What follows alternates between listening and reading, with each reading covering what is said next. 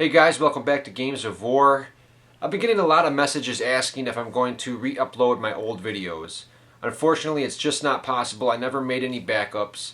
So all I can offer is a replacement video or a director's cut with added content.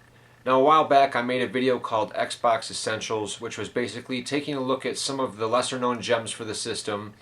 Well, this video is going to offer an expanded look at a fresh new set of games, so I hope you guys enjoy. So the first game we're going to talk about is actually a title that came packed with my system. Now when you bought the Xbox in my area back in Christmas of 2001, you had to buy the system in bundles. Now it came with an extra controller and 3 games of your choice for a special price. Now the games I ended up choosing were Halo, which became a huge franchise for the Xbox brand. Also Project Gotham Racing, which spawned a few more hit racing game sequels after the first came out. And the third game is actually the one that really stuck with me. I put Halo down, I put Project Gotham down, and I could not get enough of this game, and it was Azric: Rise of Parathia. Now the review scores for Azric: Rise of Parathia were definitely all across the board. I saw as low as 3s and 4s, upwards to 8s and 9s. Some critics hated it, some praised it. Myself, I couldn't help but fall in love with the expansive environments, the grand and rich fantasy setting of Parathia itself. Up until that point, I had never seen such expansive open areas for an action-adventure game. It was amazing. The color palette was really well done, lots of earthy tones, great-looking skylines, and a full day and night cycle occurred in real time. Jeremy Soule, who did the scores for the Elder Scrolls games, also composed music for this. So it had a real nice, epic fantasy soundtrack going in the background, very fitting to the game. Playing as Azric, he is a blue warrior who, now that I think of it, looks a lot like James Cameron, like Avatars. Very unique look to the character. You wield a weapon called the Axiom, which is a pretty powerful staff. Now the storyline has you collecting these fragmented discs that have been separated. The world's balance has been thrown into chaos due to these elemental discs being shattered and scattered across the lands. Balthazar is the evil wizard that has done this, and it's your job to collect these shards and restore balance to Parathia. Now it's going to take you to fire realms, earth realms, air realms, water realms, and they're all pretty graphically diverse. Lots of areas to explore, lots of gems to collect, which in turn power up your staff. Now when you get these elemental unlocks for your staff, you can combine them, add a fire element to your staff, add a lightning. You can also combine elements for different effects, which all ties into the combat pretty well, but combat is definitely not the focus of the game. It's a slow-paced, slow-moving action-adventure game, and it's definitely a breath of fresh air early on in the Xbox's life. If you're a fan of grand action-adventure games and you have an original Xbox, this game is dirt cheap, no more than $5–10 for a complete copy. If you are a fan of these kinds of games, you definitely need to check out Azric: Rise of Parathia. It was one of the best launch games for the system in my opinion. Now this next game was one of my early favorite Xbox games. Released shortly after all of the launch hype had died down, Microsoft and Stormfront Studios teamed up to give us Bloodwake. And this game received quite a bit of hype before its release. It's kind of fascinating when you look back at the early 90s, mid-90s, and early 2000s. There was always a big deal surrounding video game water. It was always exciting to see just how much more realistic it had become over time. And Bloodwake is no exception. It was being hyped up through the roof, saying it had the most realistic water effects ever. It was just like being on the ocean. And I can see why. This game sports some incredible graphics, very realistic water movement and physics. When you launch a torpedo, you could see the water rippling underneath as the torpedo, flew through the ocean and blew up other boats. The multiplayer modes that were promised as Twisted Metal on Water didn't really deliver. It did have 4-player co-op, split screen. It also had 2-player co-op campaign. And the multiplayer was a lot of fun, but what I really enjoyed was the single-player campaign. It was a tale of revenge. Your brother had betrayed you, you were a captain in this guard, and you were left for dead. And this is your tale of revenge spread out across 20 or so missions. The details are all laid out before each mission starts in the way of hand-drawn sketches. They fill you in on the story and what you've got to do. None of the missions are too terribly exciting, but it's just the gameplay that makes the game a lot of fun. You get all different kinds of boats, you've got a turbo button, you've got different weapons. And it's a lot of fun navigating these semi-open world waters and just blowing up all kinds of enemy ships that you come into contact with. Is it a terribly deep game? No, it's not, but is it a lot of fun? Yes. A shining example of the Xbox's early processing power. Everything looked really good. It had a really cool soundtrack. Bloodwake was a lot of fun to play if you had some friends over for some good multiplayer or a great, very challenging single-player mode. The game is highly recommended. So for this next game, I'm going to mention it very briefly due to the fact that I haven't played this game since it came out back in 2002, shortly after the Xbox's launch. I remember picking it up when it first came out, and I remember I completed it in a couple of marathon sessions, and I really enjoyed the game. I must have packed it away in a wrong box because I was going through some of the stuff in the garage, and I found it at the very bottom. That is none other than New Legends. Now I'm definitely going to be popping this in pretty soon and going through and completing it again because I really remember enjoying this game quite a bit. It was an action beat 'em up with a really great combat system. A pretty good storyline, but I remember they were making a big deal about it back in the day because it was one of the first action-adventure beat-em-ups, but it had really N64 quality graphics, and they were kind of ragging on the Xbox. It was supposed to be super powerful, and this game came out.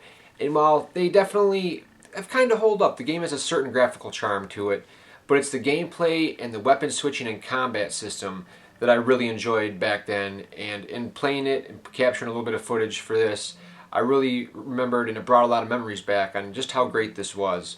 Really fun game. If you're into action beat 'em ups, once again, dirt cheap on the Xbox, definitely check out New Legends. It's an Xbox exclusive. Now this next game is completely original, totally unique. I haven't played anything like it since, and I probably never will. And that is the hybrid of racing and combat game known as Circus Maximus. As you begin, you pick your driver, you pick your chariot, and you also pick your combatant that's going to ride in your chariot. What made this game so much fun playing it back in the day was its multiplayer modes. It had a great single player mode as well. There's like 20 different tracks to choose from. There's a nice single player progression, but it's the control scheme. Now you're able to use a left analog stick to steer your horse, add speed, go slower. The right analog stick is used to control your combatant in the back. He can face any direction, attack in any direction. You've got your light and heavy attacks, you've got your special moves, you've got your taunts. The combat is handled really well. It's really funny to see these guys attacking and racing at the same time. In addition to the combat, you're also able to use the weight of the characters. For instance, if there's a sharp corner, you have to have the guy that's in the back lean with the rider, which way he's turning, to make those sharp turns. So there's quite a bit of strategy working as a team to get through these tracks. Now the multiplayer modes offer split screen, 4-player co-op, and there's also a co-op with the single screen, which is always the most fun. Player 1 controls the steering and the speed of the horse, while the second player is in charge of the combat. And not only do you have to fend off these other racers that are going to try to take you out, you also have to lean in and out of the turns. So you have to work as a cohesive team to make it through these tracks. Like I said, definitely an original title. The graphics are pretty good on the Xbox, lots of cool track variety, and the combat is a blast to watch go on. It's a lot of fun to play. I would always argue on who gets to drive and who gets to do the combat. Definitely a recommended Xbox game. Now this next game is another Xbox exclusive, and it's a fighting game, and it's got a pretty interesting backstory. Now everybody's heard of Mortal Kombat. It was created by Ed Boon and John Tobias. Now just before the PS2 Mortal Kombat Deception came out, they split up, with Ed Boon continuing to work on the Mortal Kombat series. John Tobias went off on his own, formed his own company, and the first game that they produced was an Xbox exclusive fighter known as Tao Feng. And it was a great fighting game. Unfortunately, all the hype and the brand name followed Mortal Kombat. It was very successful. And Tao Feng came out around the same time that another previous Xbox fighter called Kakuto Kojin came out. And that game performed miserably. It was horribly reviewed. And it kind of gave Tao Feng a bad name because it looked similar to it, and it came out around the same time, so it kind of got lumped into that category. But John Tobias is a master of the fighting game genre, just as Ed Boon is, and Tao Feng I really enjoyed. You've got a whole original cast of awesome characters. The fighting is very tight, very responsive, and very combo heavy. And there was a couple of perks to the game that were really creative for the time. Number one, it had limb damage, where if you focused on a certain area of your enemy, you could damage their arm or their leg, rendering that fighter pretty much useless when it came to that body part. Now, in addition to the limb damage, you could also perform environmental attacks. Now, throughout the stages, there were poles, different objects you could run up and swing off of and launch it into a combo. You could run up walls and start doing attacks from that. It all worked really well. It was a really smooth combat system, and it was definitely a lot of fun to master. Now, I don't get into fighting games too crazily, but I really enjoyed this one, and I wanted to take characters and learn them. They all had a really cool digitized look, very clean visuals on the Xbox. The graphics were great, had an awesome soundtrack. I fell in love with a couple of the characters, and I was determined to learn all their moves and combos. And the stages were very well designed. They had some cool finishing moves.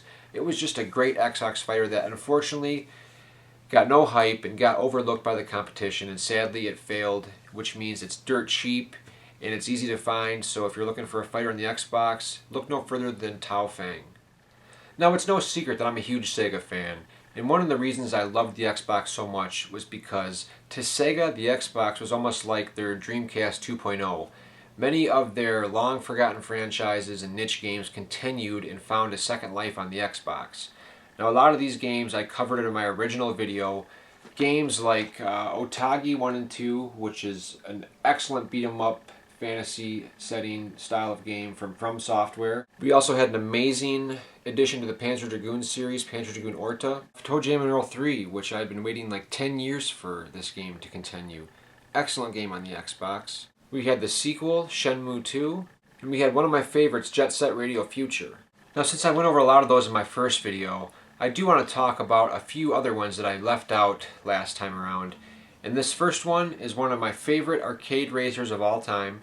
I sunk countless quarters into the original, and not a lot of people talk about the console exclusive follow-up, and that is Outrun 2.